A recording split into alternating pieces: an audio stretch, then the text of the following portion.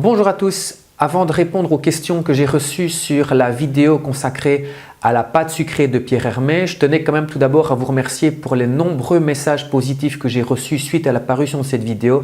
Franchement, ça fait plaisir de lire certains commentaires que vous mettez. Quand je vois certaines personnes qui me disent « grâce à vos vidéos, j'arrive maintenant à faire certaines choses en pâtisserie que je ne savais pas faire avant », eh bien franchement, ça fait plaisir de lire ce type de commentaires. La première question qui m'a été posée pas mal de fois, c'est est-ce que c'est mieux d'utiliser une pâte sucrée ou alors une pâte brisée pour faire une tarte avec des gâteaux? J'ai envie de dire que ça, c'est à vous de voir. En fait, moi, j'utilise les deux. C'est vrai qu'elles ne sont pas tout à fait les mêmes. C'est pour ça qu'il y a une différence entre la pâte sucrée et la pâte brisée. Maintenant, la texture est un peu différente. Le goût est un petit peu différent aussi. Donc là, il n'y a pas vraiment d'obligation d'utiliser l'une ou l'autre. Ça, c'est vous qui voyez. Faites en fonction de vos préférences. Le mieux, je pense, c'est d'essayer les deux. Vous faites une tarte avec pâte brisée.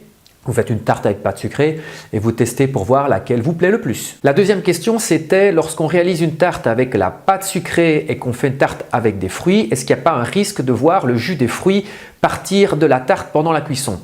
Alors oui et non, ça va déjà dépendre du type de fruits que vous utilisez. Plus les fruits sont juteux, évidemment plus forcément ça va dégorger à la cuisson, donc vous risquez d'avoir une perte de jus.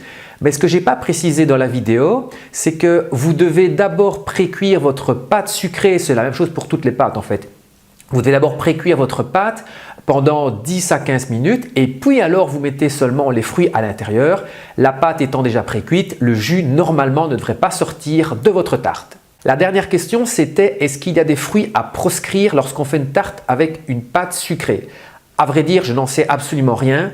Moi, jusqu'à présent, tous les fruits ont bien fonctionné.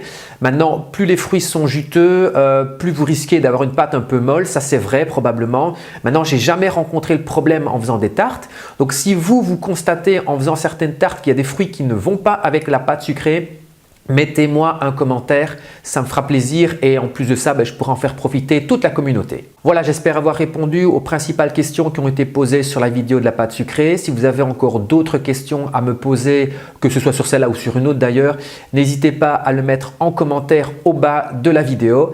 Je vous souhaite une très bonne journée et je vous retrouve mercredi prochain pour un prochain tutoriel.